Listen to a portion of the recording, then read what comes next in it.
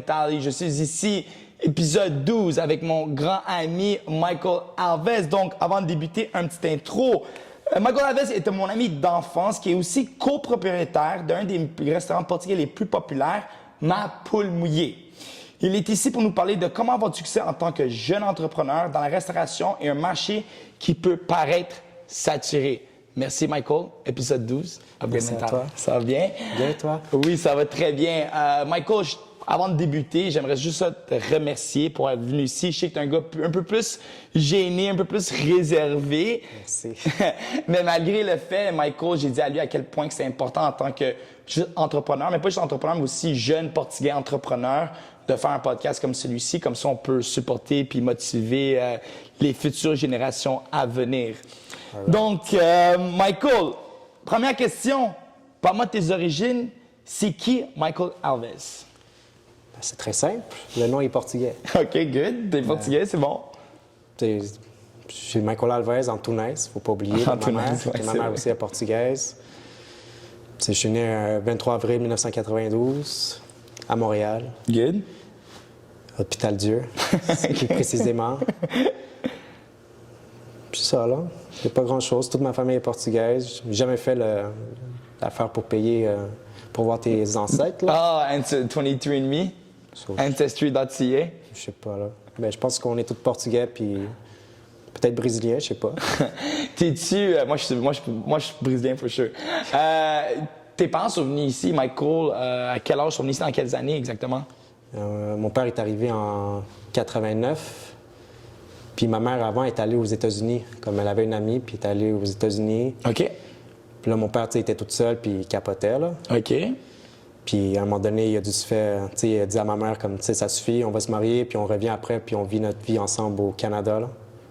OK, fait que tes parents, ils se connaissaient déjà au Portugal, ensuite ils sont venus ici, mais ta mère est partie du côté des États, puis ton père côté... Puis où exactement dans les États-Unis? New Jersey. New Jersey? Ouais. Ah, New Jersey, il y a beaucoup de Portugais. Ouais, il y a une bonne communauté de Portugais. Je suis allé à New Jersey il y a comme 3 ans, puis j'étais surpris. Bonne communauté de Brésiliens puis de Portugais dans le New Jersey. Si jamais vous allez à Newark, c'était-tu Newark? Là. C'est pas, il est comme, je sais pas. Too much. Too much. Mais tu veux savoir encore pire. Quoi? Mon père puis ma mère, c'était des voisins. Ah, c'était des voisins? OK, comme toute belle histoire amoureuse portugaise. Souvent, c'était des voisins ou des amis d'amis, genre. Parfait. Parle-moi un peu de comment tu es rentré dans la restauration, parce qu'on sait que tu es copropriétaire du restaurant Ma Poule Mouillée avec tes parents. Mm-hmm. Parle-moi un peu de comment vous êtes rentré dans la restauration. Tu peux peut-être commencer par ton père et ensuite par toi. Il n'y a pas de problème. T'sais, mon père, comme je te dis, est venu à l'âge de 18 ans. Il est parti du Nord avec mon grand-père. Quelle région? Trás-os-Montes? Non, Arcos-Valdez. Oh, tabarnak, guys, rappelez-vous de ça sans grincher des yeux. Comment tu as dit ça? Arcos de Valdez. Arcos de Valdez. OK. À 30 minutes d'Espagne. OK.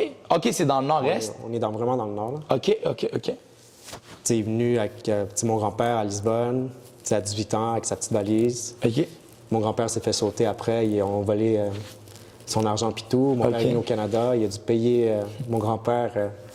l'argent qu'ils l'ont volé, ils l'ont tout redonné après. Là. OK. Wow. Mon grand-père est venu ici avec un contrat de travail pour être boulanger. OK. C'est là qu'il a commencé. Puis il était boulanger au Portugal déjà? Non, même pas. Même pas? Puis il y a un contrat pour être boulanger sans être boulanger? Avant, c'était facile de faire avoir les papiers. OK. Fait qu'il y avait un besoin de boulanger, fait que ton grand-père était venu. Non, c'était mon père. Ton père? Mon grand-père, il aidait seulement pour... il donnait un peu d'argent pour qu'il aille au Canada puis tout, là. Là, mon père est venu, il y avait une tante qui était ici. Il habitait avec elle, puis il est allé travailler à Lévin. Lévin? C'est vieux, là. C'était une boulangerie? Oui. OK. Une boulangerie, quoi, québécoise? Je pense que c'était portugais. Le patron était portugais, là. OK. Puis ça, c'est dans où? Exactement dans le plateau aussi? Je pense que c'était plateau, là. OK. Fait qu'il a travaillé là combien d'années? Ben, je sais pas combien d'années il a travaillé là, mais il a travaillé pendant 20 ans avec le même patron. OK. Parce que lui, après... Il est allé... c'était le patron du Romados. Dans le OK. Puis parle-moi du Romados. Fait Romados, c'est un portugais. Pour ceux et celles qui ne savent pas, Romados, c'est probablement le OG des restaurants portugais. C'est un des originaux restaurants portugais qui est ouvert sur Rachel. OK? Pour ceux et celles qui ne connaissent pas, Romados, ça a été pendant longtemps le restaurant de take-out portugais à Montréal. Fait que ton père, il est allé travailler là, puis il est devenu chef là? Même pas. Non? C'était un boulanger. C'est un boulanger, OK. Il était toujours boulanger, puis après, ma mère est venue travailler comme caissière. Puis après, avec le temps, il a changé de poste, il est allé vers la cuisine, puis il faisait tout, là. Ah, OK. Fait qu'il a commencé comme boulanger, puis ensuite de là, il a commencé à développer ses skills dans la cuisine et tout. Parce que pour ceux ici, encore une fois, qui ne le savent pas, Rumado, c'était à la fois un boulanger portugais, mais aussi, qu'est-ce qui était unique, c'est qu'on vendait aussi du poulet fait en charbon.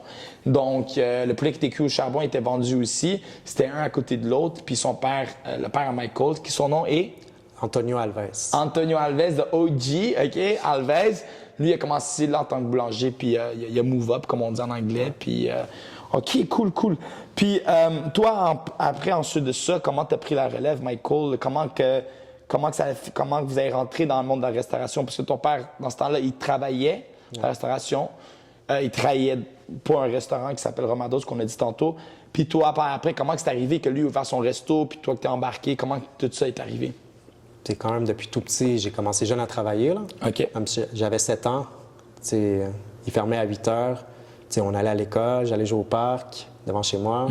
Puis après, vers 6h30, 7h, j'allais là-bas remplir le frigo, puis j'étais payé 20 $ la semaine, là. Ah, c'est cool! Jusqu'à mes, 15 ans, là. Oh, wow! OK. Mais après, j'ai eu une augmentation, là. J'espère que tu vas rester à 20 la semaine. La semaine, là. J'ai commencé à ouvrir des poulets, couper la salade, nettoyer la salade, assaisonner le poulet et tout. Tranquillement jusqu'à 15 ans. Là. Wow! OK, fait que tu as commencé à faire ça. Puis c'est quand le moment que ton père a fait le switch de travailleur à entrepreneur?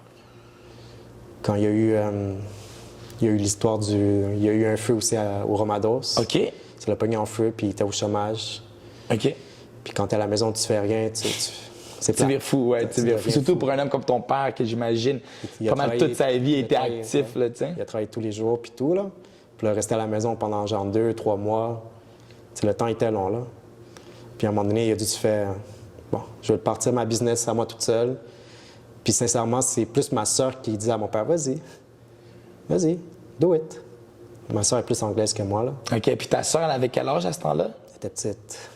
Elle avait 8 ans. Wow, 8 ans. Puis ça fait que le côté entrepreneur ou le petit push que ton père avait besoin, c'est celui de la petite sœur. Parce que même des fois, mon père, il niaisait avec ma soeur qui s'appelle Véronique. Là. Des fois, il passait devant le restaurant et disait, à vous, ça te manque, hein? Les patates, Elle fait, non, ça manque juste l'argent. Ah ouais, l'argent, parce qu'elle aussi travaillait là? Non, mais elle savait, elle savait qu'est-ce qu'elle parlait. Là. OK. Les petits Ouais. enfants, ils sont intelligents. Là. Wow. OK, cool. Fait que c'est ta petite soeur qui a poussé ton père, puis ton père a trouvé le local. Comment il a trouvé le local? Comment ça a commencé? Mais il était avec un associé. OK.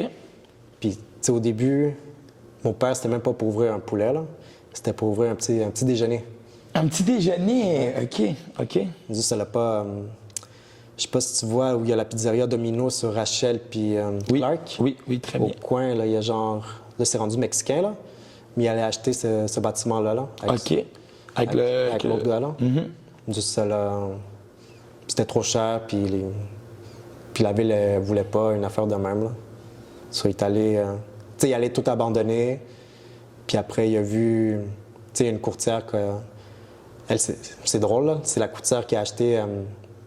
qui a aidé mon père à acheter sa première maison. OK. Ça a été la première à m'aider à aussi acheter mon premier condo. OK. Puis c'est elle qui l'a aidé à acheter qu'est-ce qui est aujourd'hui ma poule mouillée, là, le bâtiment. OK, cool. Mon père, quand il a vu le bâtiment, il a fait non, ça va tomber, c'est affreux. Je ne vais pas mettre mes pieds là. Puis là, elle expliquait, mais Tony, check les revenus, tout ça. Ça peut être un gros potentiel plus tard. Là. Ouais, exact. Non. C'était un jour de Pâques, là. Puis là, on est parti chez ma marraine. Là, mon père, il regardait les feuilles. Il regardait pas les feuilles, là, mais il était à table, puis il parlait pas, il était juste focus. Puis il a juste fait fuck off. Il a appelé sa courtière, j'ai oublié son nom, Myrton, là. OK. Il a dit, OK, je vais le prendre. Oh, wow! Fait que c'est comme ça que ma poule mouillée, excuse-moi. J'allais dire quelque chose de mauvais. Ma poule mouillée a été créée. Wow, c'est quand même fou. Fait que de ce moment-là, ton père, il prend le lease, il achète le bloc, il commence à travailler dedans. Puis ensuite, toi, tu es venu à l'aider par la suite. Comment c'est quelque chose qui t'est arrivé naturellement, c'est ton père qui t'a demandé? Ou c'est quelque chose où est-ce que peut-être toi, tu t'es dit, je vais t'aider parce que je vois que tu as besoin de l'aide, genre? Mais c'est. Tu sais, dans le temps, j'ai travaillé, tu sais, j'ai fait, comme je t'ai dit, avec mon père au début. Après, je suis allé au métro comme emballeur. OK. Si on me donnait pas d'heure, je suis juste parti. J'ai même laissé mes souliers de soccer dans le vestiaire. OK. Puis là, c'est comme l'associé à mon père, son père, il travaillait au Romados. OK. C'était tout. C'était tout uni, ouais, je me rappelle très bien de ces... Puis je suis parti à Le Frier, travailler avec l'ex-associé à mon père. Tu sais, j'ai travaillé là pendant 3-4 ans.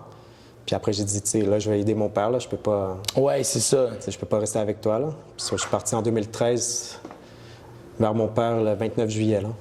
C'était-tu, quand t'allais aider ton père au début, c'était-tu quelque chose où tu t'es dit, je vais l'aider tout simplement parce qu'il a besoin de l'aide, ou c'était comme, je l'ai... OK, c'était plus parce que... Vraiment... Tu sais, j'étais encore à l'école. Ouais, je comprends. Et là...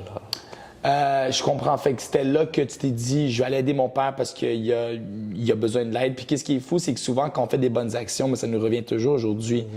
Tu es copropriétaire d'un... Il a tout fait pour nous, là. Exactement. C'est une belle histoire tu sais, lui, il a vu que son père avait besoin de l'aide, puis malgré peut-être le fait que tu t'es dit, je vais peut-être prendre un coupage de salaire, right? Parce que tu as aidé ton père, tu sais pas s'il peut te payer, tu sais pas s'il peut te fournir. Tu as décidé de le faire, puis tu as fait ça d'une bonne action, puis c'est ça qu'on fait avec la famille. Puis regarde aujourd'hui, tu sais, ça a bien tombé pour vous, puis toute la famille Alves. Puis, parle-moi aujourd'hui, Michael, qu'est-ce que tu fais en tant que copropriétaire de Maple Mouillé? Parce que j'imagine que vous avez tous des tâches différentes un peu. Toi, c'est quoi ta tâche principale? Pardon. Sincèrement, tu sais, j'ai toujours appris à travailler, tu sais, j'aide tout le monde. Tu sais, mon père est plus là le matin, puis comme, tu sais, moi, j'arrive tu sais, en après-midi vers 3 heures, là. OK. Tu sais, je fais mes affaires, comme, tu sais, les sauces, je fais les chèques, puis tout. Puis quand j'ai fini, tu sais, je monte en haut aider les employés, là. Tu sais, je suis toujours au comptoir avec eux, sinon je suis à la caisse. Tu sais, on s'aide entre nous, là. OK. Toi, tu gères le département tu gères un peu tu sais, tout ce qui est caisse, tout ce qui est comme relation un peu avec les clients en avant et tout, là. T'es pas en arrière en train de couper le poulet ou tu peux faire ça aussi? Ben, je fais ça quand il n'y a pas de staff. Quand il n'y a pas de staff, tu fais ça. Mais donc, d'habitude, toi, tu gères le staff, t'es comme le gérant sur la place quand t'es là. Genre, ouais. OK. Parce que, je sais pas si jamais vous êtes allé au Maple Mouillé, mais dans une journée qui est vraiment occupée, c'est le chaos dedans, là. C'est ridicule. C'est l'enfer. Puis il y a plein de fois que j'essaie de... Chaque fois que je vais là-bas, je le vois pas, mais je sais qu'il travaille là-bas, je le vois pas souvent. Mais les fois que je sais qu'il travaille là, mais mes amis me disent il est en train de courir partout parce que justement, t'as combien d'employés, si ça te dérange pas que je te demande? 16. 16 employés, c'est quand même beaucoup là. On en avait plus avant. Avant COVID. Avant COVID. COVID, ça l'a vraiment détruit des affaires, là. On va en parler un peu plus tard de ça. Parfait. Donc, vous avez commencé votre restaurant. Ton père avait déjà de l'expérience qu'il y avait trop au Ramados, OK? On sait qu'est-ce qui rend le poulet portugais autre que ce que ça fait en charbon. On sait qu'est-ce qui le rend unique, c'est la sauce piri-piri qu'on met dedans ou la marinade, OK? Qu'est-ce qui rend unique ou qu'est-ce qui rend unique de votre marinade et comment que ton père l'a fait pour le trouver la marinade, d'où que ça a sorti? Dans sa tête. Vas-y, dis-moi l'histoire. Mais sincèrement, il n'y a rien à savoir. Tu sais, au Portugal, il y avait son oncle qui avait un restaurant. OK. Il vient de Castelo, c'était Colombo. Fait quand même une famille quand même de restaurateurs, là, quand même, quand tu vas un peu loin, non? Zéro? C'était juste lui, là. OK, c'était juste lui. OK, Parce que mais quand tu regardes ses frères et... C'est son frère, là, au Portugal, là. Quand ils ont tous commencé, c'était tous des boulangers, là. Tous des boulangers, mais quand même, boulangerie, nourriture, tu sais, boulangerie, bouffe, restaurant un peu, ouais. Puis là, aujourd'hui, un il est boulanger, puis l'autre il est chef, tu sais, je sais pas comment dire en français, là, mais genre d'outaille. OK. Qui coupe la viande, là. OK, chef de... Ouais, pour couper la viande. Ça, là. Ting douce. OK, fait que ton père, il a appris... T'sais, il aidait son oncle au Portugal, tu sais, il voyait ses petites affaires, qu'est-ce qu'il faisait. OK. Puis après, quand il est arrivé ici, tu sais, il a fait à sa manière, expérience, puis tu sais, il goûtait, puis... C'est ça, là. Fait qu'il a pris un peu de ce qu'il a appris avec son frère, avec son oncle. Il a pris la base, puis il a rajouté par la suite ce qu'il a appris ici. OK, cool. Il y a une chose là, de votre sauce, elle est pas, comparément à beaucoup de sauces portugaises, elle est pas surépicée, elle est pas surépicée, elle est juste parfaite. c'est quoi, je sais pas que tu dises l'ingrédient parce que je sais que vous avez vos secrets, puis je veux pas que tu dévoiles tes secrets ici, sinon tu n'auras plus de restaurant demain. Mais qu'est-ce qui, à ton avis, à toi, qu'est-ce qui rend la sauce vraiment unique? Peut-être c'est le... C'est pour ça que je te dis que je suis en bas puis je prends mon temps. T'sais, on fait la sauce tranquillement, on va pas, on va pas à l'œil, on a notre mesure, puis on met tout dans le chaudron, puis après on mélange, puis on y va tranquillement après pour avoir la texture. Là. OK, donc tout est mesuré en avance. OK, fait, parce que moi je travaille en beaucoup de restaurants portugais, puis c'est pas mesuré tant que ça. Un peu, mais c'est vraiment du broche à foin, un peu. Là. On ferme les yeux, on met n'importe quelle sauce, on mélange ça. Vous, c'est vraiment mesuré. Puis quand tu parles de tu mélanges bien ça, qu'est-ce que tu veux dire quand tu dis que tu mélanges bien ça? Tu attends qu'il y ait une certaine texture? Ouais, c'est un gros une affaire chinoise. OK, pour mixer un mixeur. Mixer, là, mais un gros, là, puis on mixe tout ça, puis après, on met dans l'huile, puis on laisse couler l'huile tranquillement. Là. OK, tu laisses l'huile couler pendant combien de temps? Ça dépend, là, tu sais, peut-être un bon 10-15 minutes. Là. OK, 10-15 minutes, OK. C'est long pareil. Là. Du soir, l'huile qui coule, puis t'es comme... Ouais, j'imagine. OK, cool. Fait que, qu'est-ce qui est unique par rapport à Michael, c'est que chaque ingrédient est tranquillement mis dans la sauce versus beaucoup de places que c'est juste du broche à foin. Vous, c'est vraiment tout est calculé, tout est mesuré. Puis l'autre chose, c'est le temps que vous prenez pour le faire. Je pense que c'est une chose. Puis c'est vrai que dans la restauration, dans tout en général, quand on prend le temps de faire les marinades, quand on prend le temps de cuisiner quelque chose, la chose sort toujours bon. Là. C'est comme quand tu vas trop vite, si tu sors un poulet trop vite, il va être cru à l'intérieur. Exactement. C'est la même chose pour tes sauces. Puis j'imagine, qu'est-ce qui rend unique votre restaurant, c'est que pour toutes les étapes, il y a une certaine préparation qui est faite par avant. Là, et c'est ça qui rend la chose spéciale. Puis c'est de là que je pense aussi le background de ton père en tant que boulanger, c'est là qu'il sert un peu. Parce que les boulangers ne peuvent pas rien faire sur le coup. Il doit le faire tout en avance. Ouais. Fait que j'imagine, il a utilisé cette mentalité. C'est vraiment cool, c'est fou. J'imagine ça doit être ça qui le rend unique, c'est qu'il il a la mentalité d'un boulanger, donc il fait toutes les choses en avance. Ça vient tout en préparation, en fait. Ouais. Cool. Donc, il y a beaucoup de restaurants portugais qui offrent du poulet. Qu'est-ce qui est unique à ton point de vue de ton poulet? Parce que les restaurants portugais, il y en a la tonne. Il y en a au moins, une cinquantaine à Montréal. C'est quoi qui rend ton poulet unique? Imagine, là, quelqu'un nous écoute aujourd'hui et il dit « Je vais aller à Mapoulmier, mais pourquoi je vais aller de Blainville à Mapoulmier au centre-ville? » Pour le nom, pour le logo. Pour le nom, pour le logo, ouais. C'est comme Apple, genre, le Apple de poulet. C'est comme, tu sais, les touristes, quand ils viennent, ma poule mouillée, comme ma wet chicken, c'est comme, ouais, that's it. Tu sais, je pense que tout le monde est capable de faire un poulet sur charbon. Quand c'est l'été, tout le monde est capable, mais je pense que c'est juste la sauce qui fait la différence. La sauce, l'expérience aussi. Quand tu rentres dedans, tu vois les posters, tu vois le... Ben, sauf l'été, quand il fait trop chaud. Là. Quand il fait trop chaud, ouais.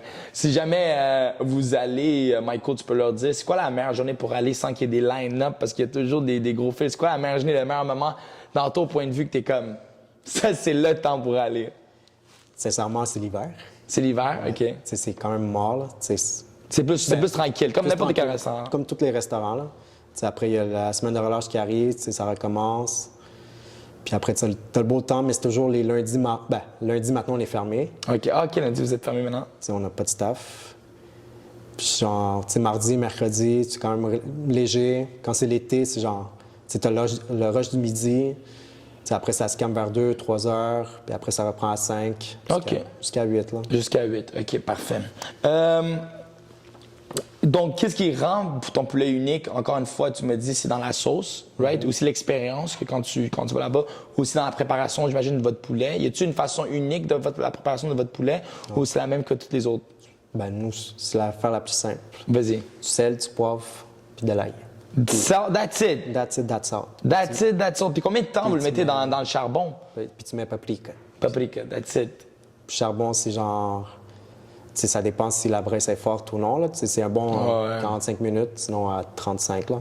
Tabarouette, OK. Puis comment tu fais pour justement accommoder mettons, parce que vous, le poulet, vous mettez toute la journée sur le charbon. Comment qu'il arrive que comme, tu sais, mettons, tu as un gros line de personnes qui viennent tout à l'heure. Fait que là, tu vas faire beaucoup de poulet, mais là, après ça, il y a comme un moment mort. Tu fais quoi avec le poulet que tu as tout fait? S'il y en a du poulet de surplus, vous faites quoi avec ça? Nous, c'est rare, là. Comme tu as déjà vu, ça s'arrête jamais, là. Dès qu'on embarque le matin, on parle à on ouvre à 10. À 8h30, on commence déjà à mettre du stock.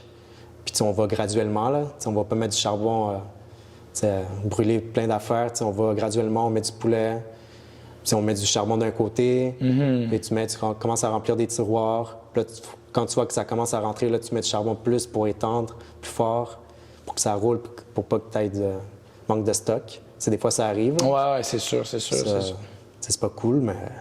Ça arrive, là. Je veux dire, tu peux te préparer, mais s'il y en a un surplus de 300 personnes, tu t'entendais pas... L'affaire qui nous sauve, c'est genre, on a le poulet entier, puis on a des cuisses à part. OK. Ah, OK. Vous avez les cuisses à part. Ouais. Ah, ouais. Pour les poutines et tout. Là. Oui. C'est comme... Parce que la poutine, elle sort plus qu'un poulet, là.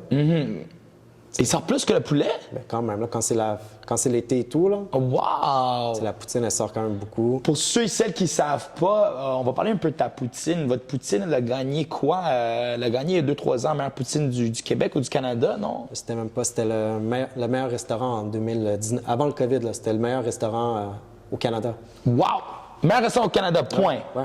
Ma poule mouillée. Ouais, numéro 1. Wow! Puis ça, c'était voté par qui exactement?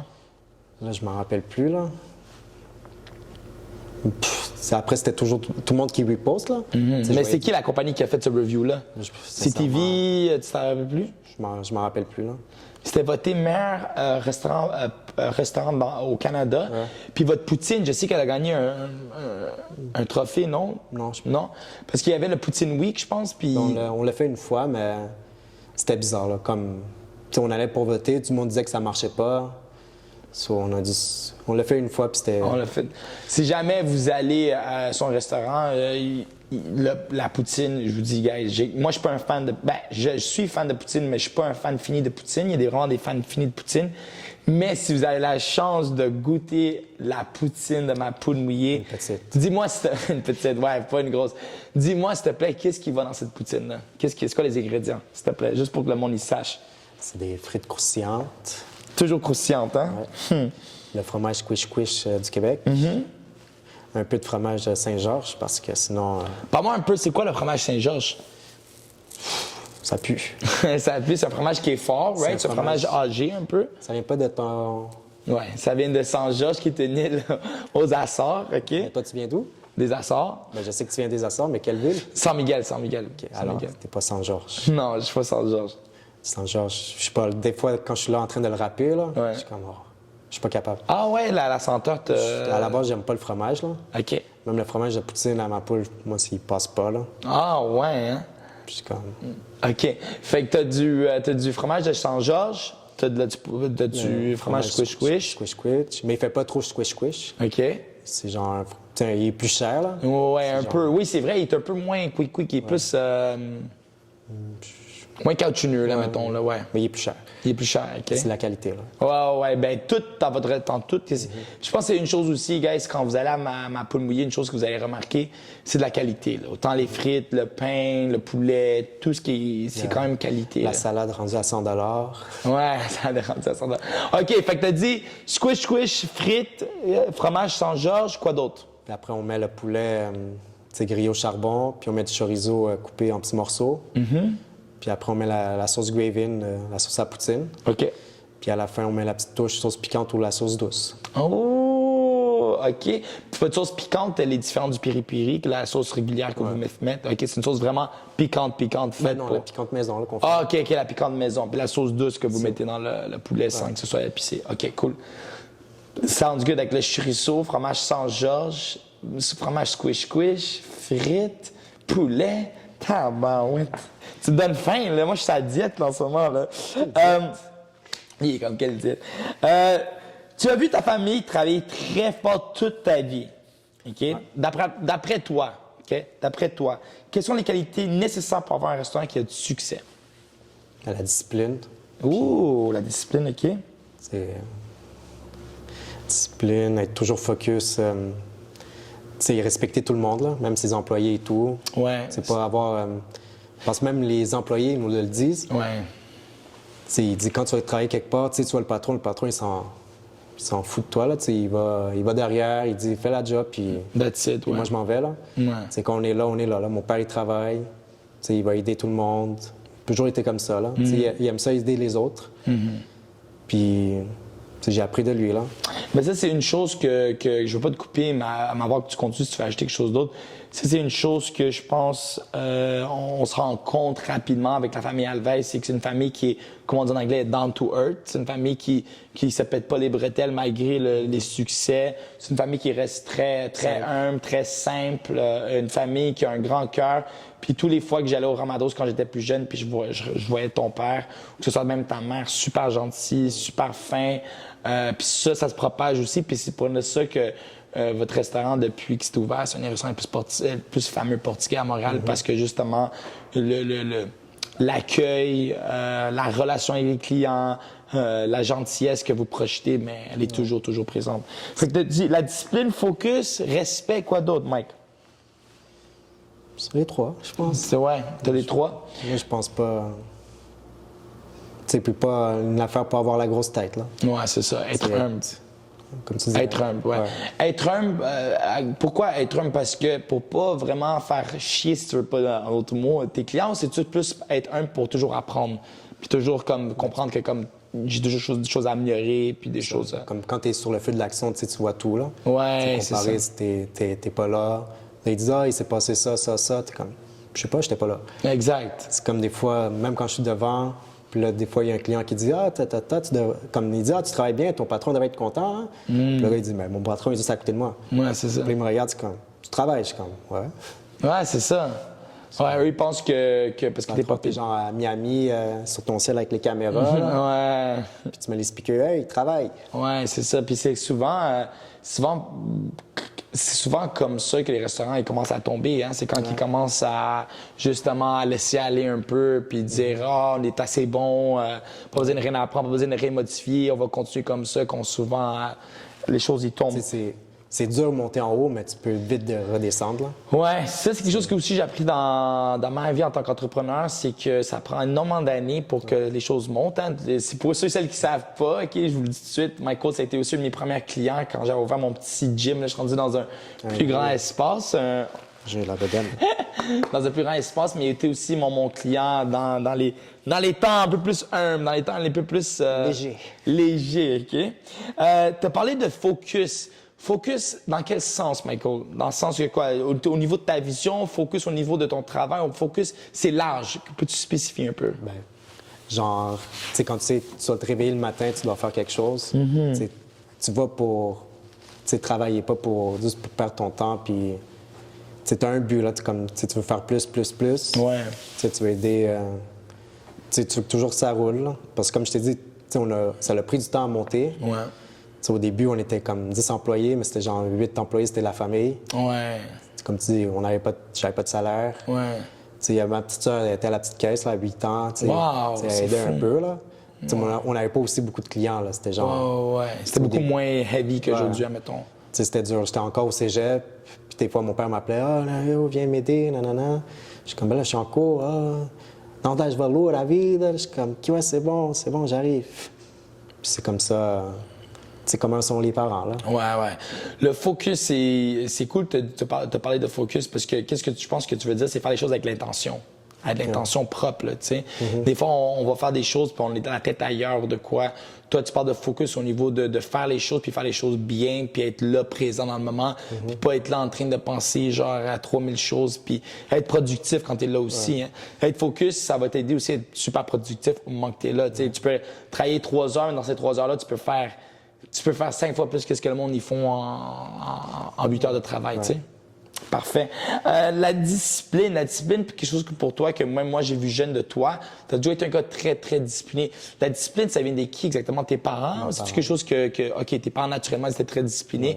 Puis comment ils ont fait pour vous être disciplinés? C'était ce qu'ils vous disaient ou c'était plus comme de ce que vous voyez? T'sais, les deux là, ils disaient, faut que tu fasses ton horaire, faut que tu arrives comme à Jalmance, là. Ouais. On arrivait toujours à l'heure.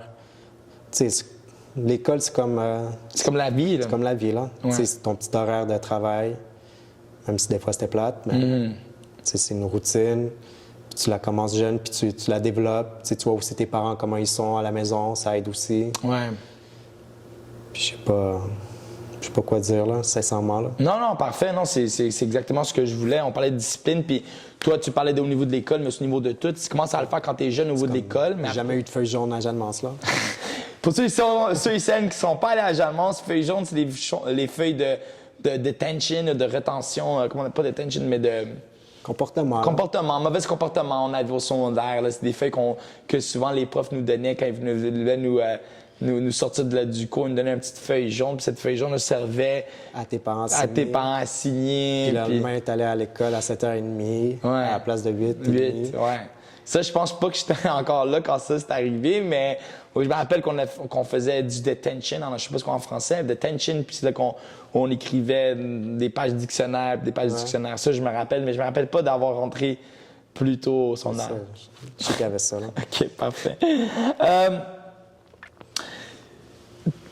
On va se répéter un peu ici, mais c'est pas vraiment répéter, mais je veux qu'une qualité qui ressort primordiale, OK?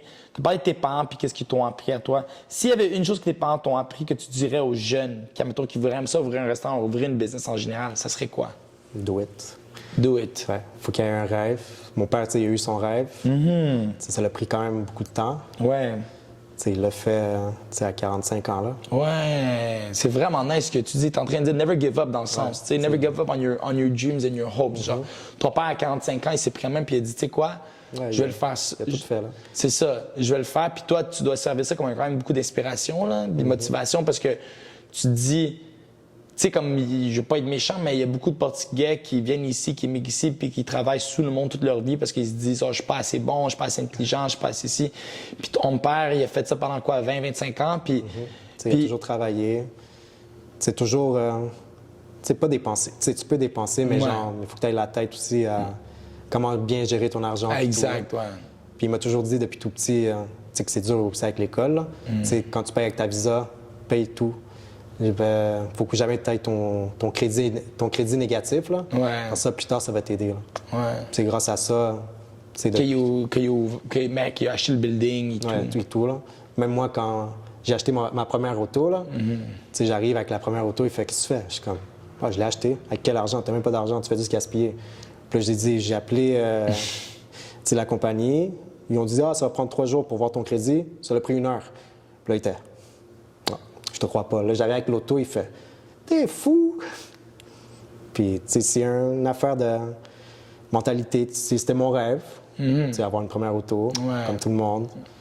C'est ça, là. Ouais, non, je comprends.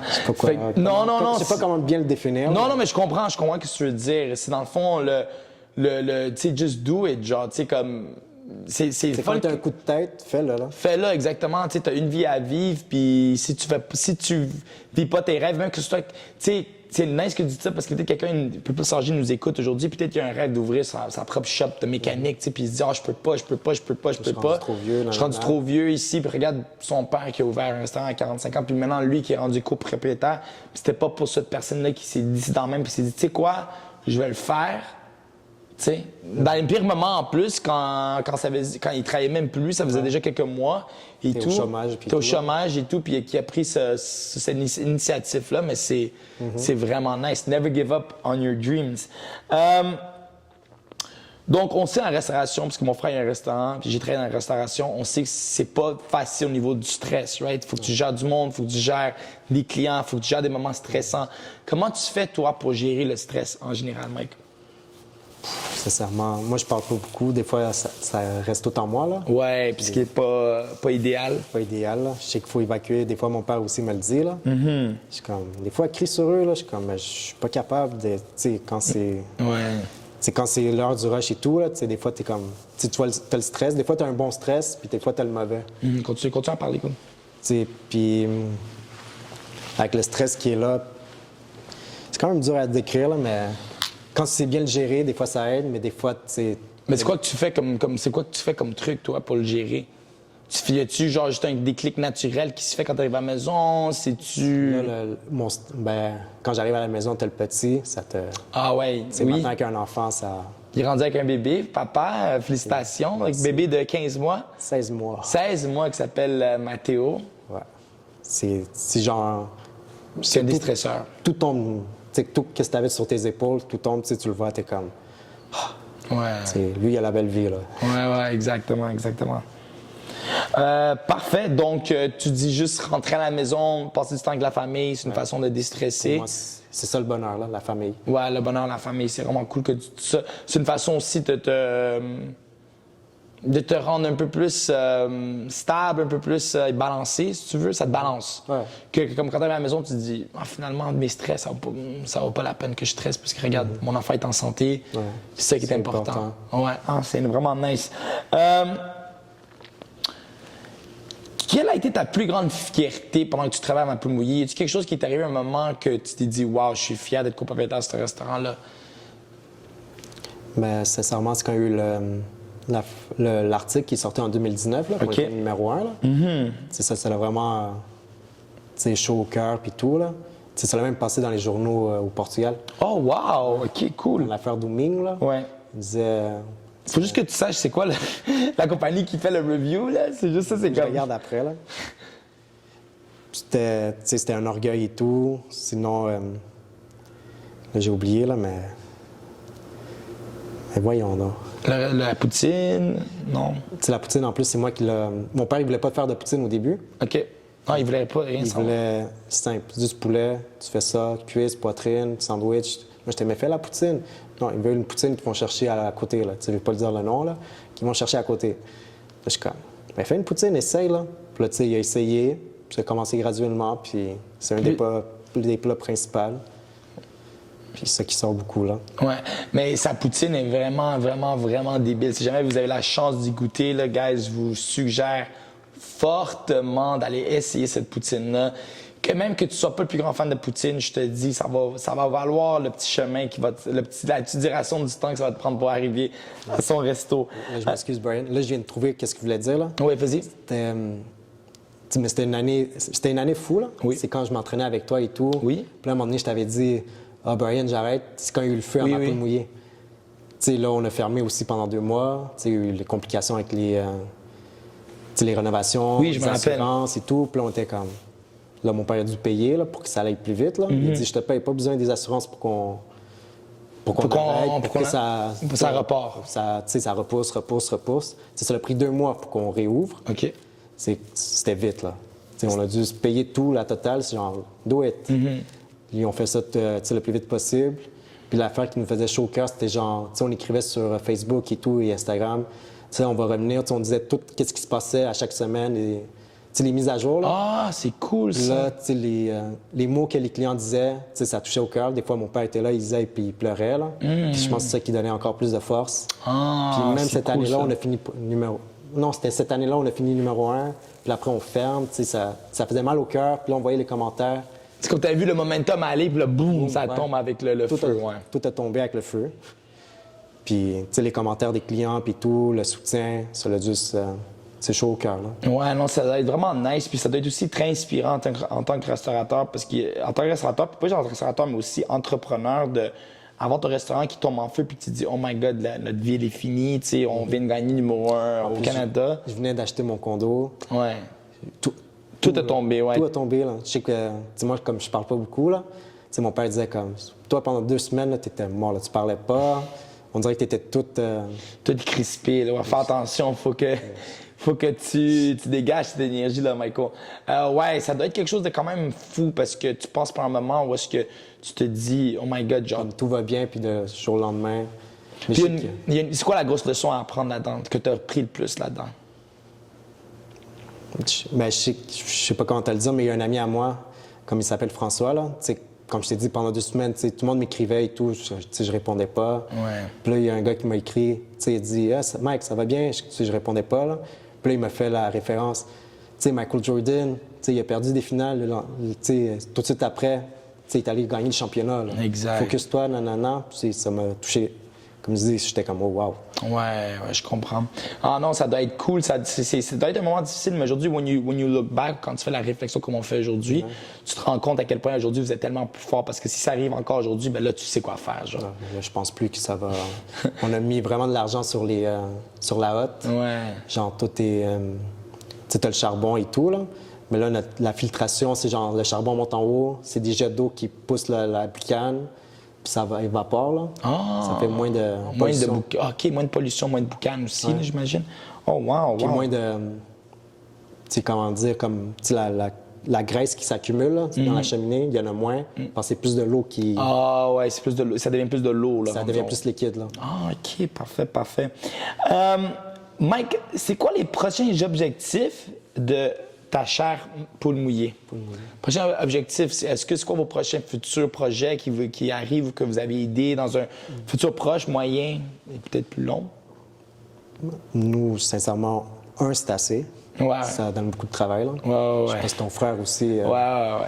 C'est le monde qui dit fais des franchises. Comme, pourquoi faire une franchise si la maison mère est parfaite? Ah, exactement. Non, mais vous, dans votre cas, vous, c'est déjà parfait. C'est déjà parfait. Mais notre prochain objectif, c'est genre commercialiser la sauce. OK.